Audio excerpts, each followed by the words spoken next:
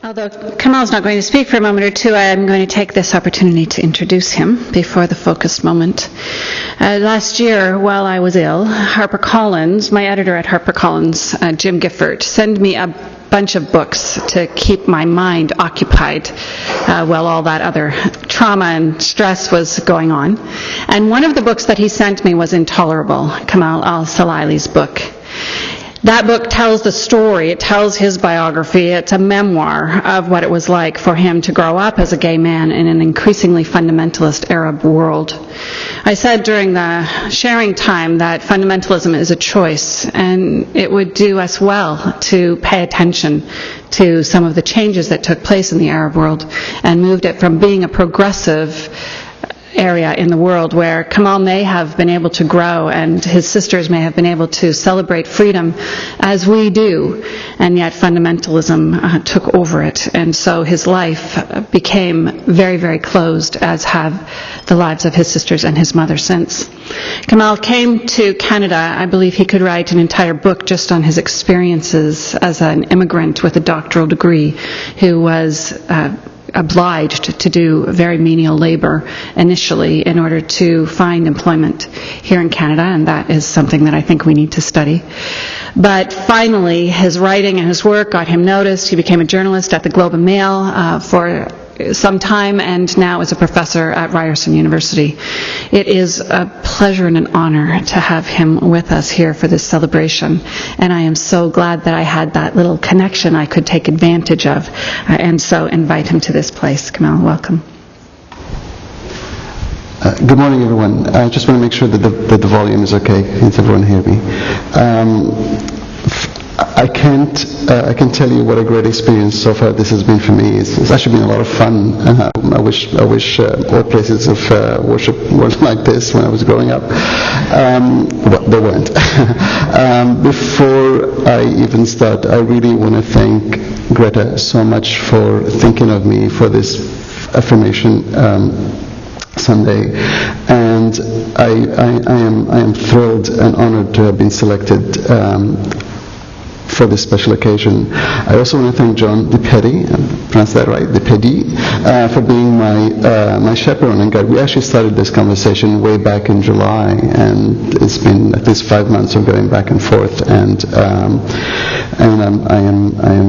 glad that the time has finally come. And as John knew, the only reason I wasn't sure whether I'd be able to make it or not, because I have to have an appendectomy, and it's actually happening a week on Wednesday. So maybe that's one of the moments I should have said something earlier.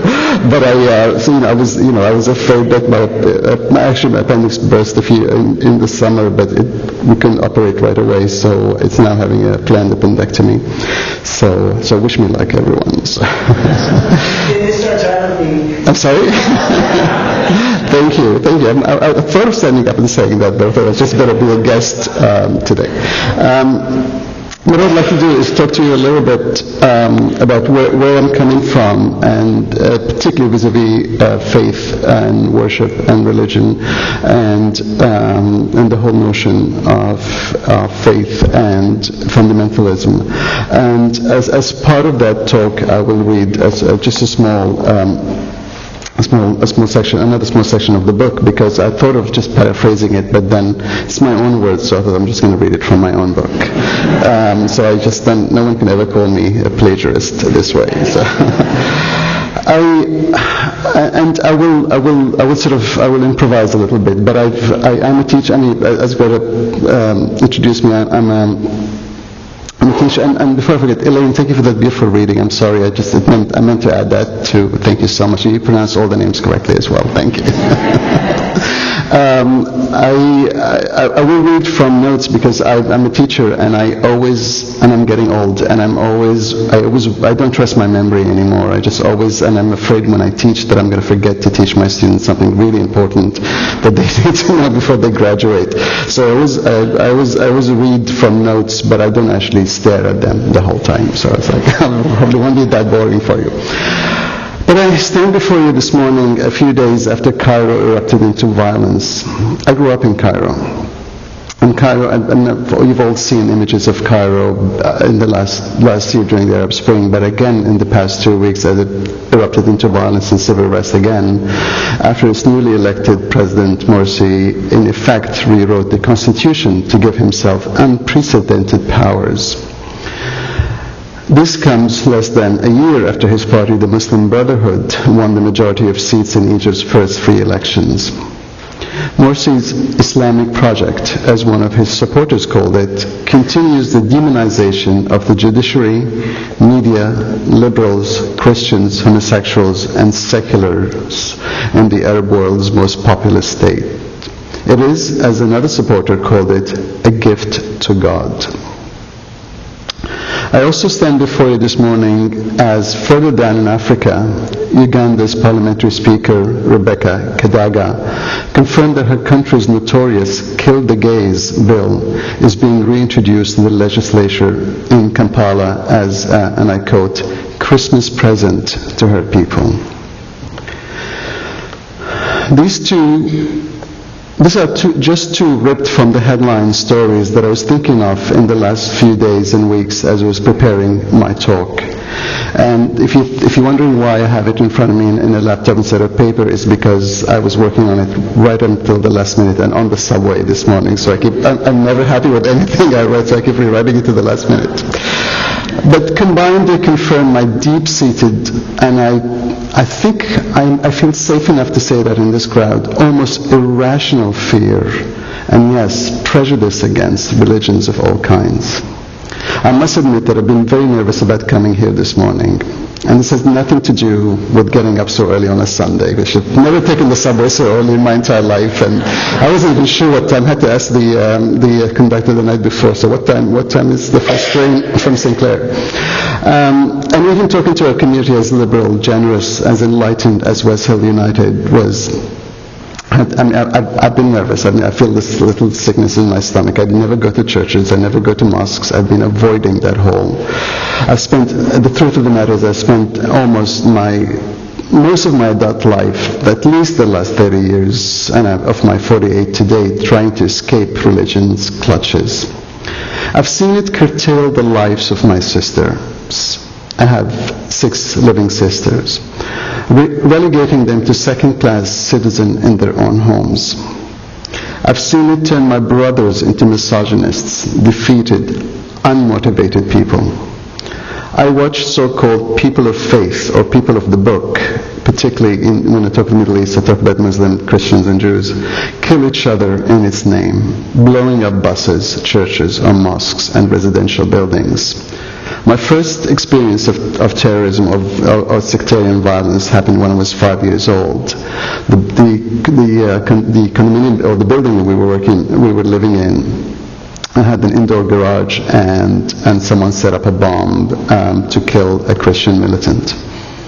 So as young as 5, I had the taste of religious fundamentalism. To me personally, it nearly destroyed my sense of self-worth and dignity when it classified my sexuality and my same-sex desires into the abomination file. I was lucky in that I escaped the Middle East, and as Elaine read, that was my route out of the Middle East, is through and through the education route. I escaped the Middle East and the rise of political Islam more or less intact. I say more or less because the theme of my book is that there is no such thing as a clean break. I may have left, but I also left behind a family, especially sisters, who, in my opinion at least, have fallen victim to political Islam's war against women, war against hope. I realize that the Arab Spring has changed and updated that narrative, but that story is far from over, as Morsi's actions suggest. I suspect that many of you already think that I should separate the religion from what's being done to it, and in its name by the faithful. And intellectually I accept that. The faith is one thing, people of the faith is another. Sadly, that distinction, while valid in theory, is flawed in practice. It's impossible to separate politics from religion and vice versa in the Middle East. I wonder how many of you remember President Anwar Sadat. Does anyone? Yeah. He ruled over Egypt from 1970 to 1981 and paid the ultimate price for thinking that he could separate religion from politics. He was famous for saying, there's no politics in religion and no religion in politics. He was brutally assassinated by the Muslim Brotherhood in 1981. His fault, well, there were many, some would say there were many, but one of them was negotiating peace with Israel, a peace that restored Egyptian land that were claimed by Israel peacefully without one person dying to reclaim them in a war. So that died in 1981, and that was a turning point in my life. As a 17-year-old boy in Cairo, there was little or no sexual education to help me understand what I was going through emotionally and physically. This strange attraction to other men seemed to be about more than sexual desire and had an emotional component to it. I didn't understand what that meant at all. I'd like to share with you one scene from the book because to me it captures the intersections of religion, sexuality, and politics. And forgive me in advance for my musical taste that I will reveal in a second.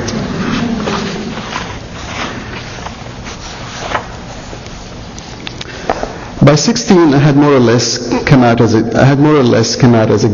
being gay, at least to myself. If I had any lingering doubts, the movie Xanadu put them to rest. Music from the movie had been circulating among my group of friends for months, and when in May of 1981 it opened on a Monday morning, as movies did in Egypt, I stood in a long line of kids to get a ticket at the Metro Cinema in downtown Cairo. I don't remember much about that first viewing, but the second, a mere 3 days later, at a busy Thursday evening show, left a lasting impression. Most 17-year-olds watching that movie were likely turned on by the beauty of Olivia Newton-John. I, on the other hand, was deeply aroused by the long hair and short shorts of her co-star, Michael Beck, an actor whose career fizzled out faster than the musical itself. When the camera zoomed in on his face during a song called The Fall, it all became clear to me. I still get the shivers whenever I watch that scene from that movie. That's it then, I thought. I'm a homosexual. Newton-John looked gorgeous but did nothing for me sexually. Even Gene Kelly looked sexy in that movie. A few days later, I went to see it for the third time. This is the point. It's a long preamble. I should have probably started reading from here. On my way in, I stopped at the convenience store attached to the Metro Cinema and overheard a conversation between the owner and one of his friends. The friend was asking why the theater was so busy, to which the store owner replied it was an audience of fools who were headed to hell for watching haram or forbidding material. He was incensed that the promotional stills next to his store featured a picture of Newton-John as a 1940s glamour girl in shorts that showed off her long bare legs. God curse them all, he said as he handed me my change and gave me a defiant look. I knew that a movie musical wouldn't be to the taste of a devout Muslim like him, but such intolerance was frightening. And this time I couldn't enjoy the movie. What was I going to do with my life if I stayed in Egypt? How would I survive the inevitable humiliation and scandal of being gay? I couldn't be the only one who felt this way, but how could I connect with others? And if I did, how could I be sure that word wouldn't get back to my family? There's no way I'd seek guidance from my brothers, and despite my close ties to my sister, I couldn't confide in any of them. Just because they were more sensitive to issues of gender and discrimination didn't mean they espoused liberal views about homosexuality. Any thoughts of talking it through with my male high school friends were laid to rest whenever we went out and they talked about nothing but women's breasts and sex with girls. I'm still not sure how I got away without being called a faggot by my friends, since I never participated in any sex-related conversation. The idea of homosexuality probably never occurred to most of them. Either that, or some were protesting too much, but I didn't understand it as such at the time. I now teach 17 and 18-year-old university students, and I'm stunned at their sophisticated understanding of sexuality. I actually truly envy them. My isolation at a comparable age could have led me to a different life altogether, perhaps one of suppressing my desires and seeking refuge in strict Islam as a form of self-flagellation or cleansing. And that's a moment when I realized that life in the Middle East as a gay man is not going to pan out for me. And that's the moment when I knew that my way out has to be through education and through learning and opening. Education offered a way out. It offered me liberation. I knew there and then that my escape route would be through English and through education. I embarked on a journey that took me from Egypt to, via a brief stint in our homeland in Yemen, and then to England, where I did a master's and PhD in English, and then came to Canada in 1996 to the worst employment prospects ever for a PhD in English. And that's how I ended up being a journalist, just to make a living. For the last 25 years of that journey, I was determined to exorcise Islam and religion from my system. The exact details of the journey are in my book, and I don't want to necessarily repeat all of them. But I do want to stray from script and say that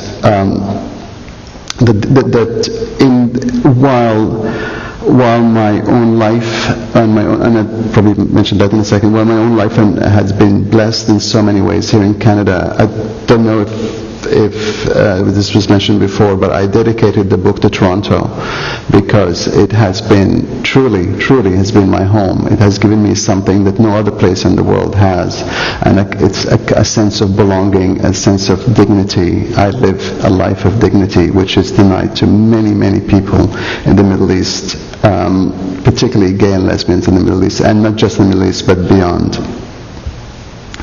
Of course, I'm older and wiser now. I arrived in Canada when I was 31. I'm 48 now. And what I perceived as a religion-free West didn't exactly materialize. In fact, when I think of timelines, I find that the rise of political Islam and Christian fundamentalism in North America to be almost contemporaneous. I just look at anyone who followed the US elections recently actually probably know what I'm talking about. I don't want to sound smug, but as I said, my life in England and then in Canada has been very successful. I am the immigrant poster boy. I worked hard, I was rewarded for it. But it's what happened to my family in the meantime that never allowed me to enjoy my success or embrace fully all the freedoms that I've found in Canada. I am of course thrilled for the success of my book, but it was born out of a great depression. As I kept going back to Yemen to visit my family, the deterioration in their emotional and physical lives continued to haunt me. By 2006, that was the year of my last visit, I fell into a full clinical depression that took almost 4 years to shake off. And I'll be honest and say, I don't think you ever completely shake off a depression. I was often asked at that period to explain my feelings of depression when I seemed to have everything going for me, a great job, a great life, incredible material comfort. It was hard to revel in the many sexual and emotional opportunities I had as a gay man when I see that one of my sisters was so miserable in her marriage and lived in fear of her husband. I couldn't enjoy it when one of my nieces told me that she didn't listen to music because it was the work of the devil. Or when my brother objected to sending his firstborn to university because her role should be in the home. And I quote, "What would a university degree do to her?" In fact, the more extreme the world around me became from 9/11 to post 9/11, the more I clung to my sexuality as a savior. Within the LGBT community, I found many of the things I lost to or because of religion along the way. I found family, I found support, I found comfort. I often say that being gay was the best gift that life gave me. I think I won the genetic lottery in my family. It allowed me to experience difference. I'm beyond grateful for that. Sometimes I think I would have been a very horrible straight man, given my instinct for self-preservation and my reluctance to sacrifice. It's funny, I write in the book that my mother and my sisters, sacrifice to them is a way of life. I don't tend to sacrifice unless it's for a higher goal for myself.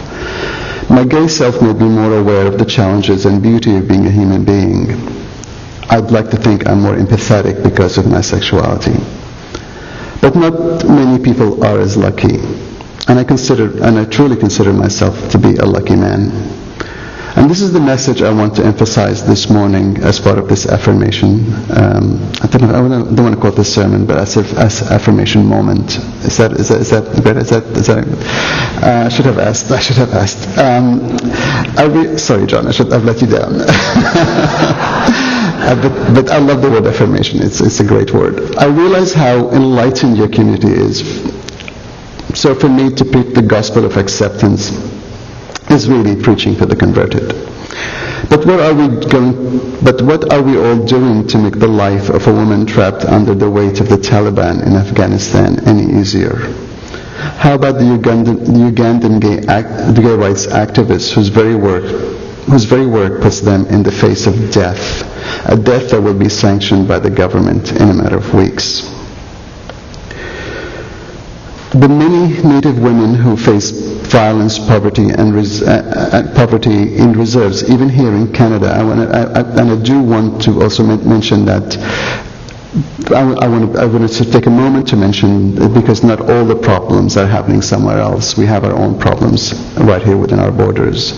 Teens who are bullied to death because of their sexuality, while religious groups that are set up to gay-straight alliance are being struck down or being challenged by Catholic, particularly by Catholic groups, by Catholic Church.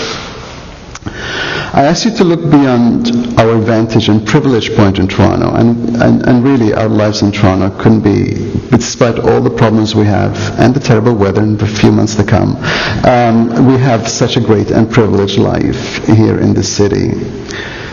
Sexual rights are as integral to human dignity as gender and racial rights. I no longer, when someone tells me that sexuality is not as important as gender or race, it actually makes me mad. Don't let others commit crimes in the name of faith, conservative values, or traditions. Please support those fighting for their human rights in Cairo, in Sana'a, or Kampala. I'm pleased that my book has been part of a conversation about gay rights in the Arab world, an extremely tentative and difficult discussion, but an important one. And I'd like to think I played a small role in starting the conversation. I've received my fair share of damning or even worse reaction from extremism, including some who threaten to beat me up next time they see me because of this book. But they're far outweighed by responses from as far afield as Morocco and Malaysia. To many in the Muslim world, a book that talks about homosexuality and Islam in the same breath has been a welcome read. My role is not to inspire, how smug would that be, but to tell others that it doesn't always have to be intolerable. Thank you so much for having me this Sunday morning, and once again, it's a great honor for me to share this affirmation moment with you. Thank you.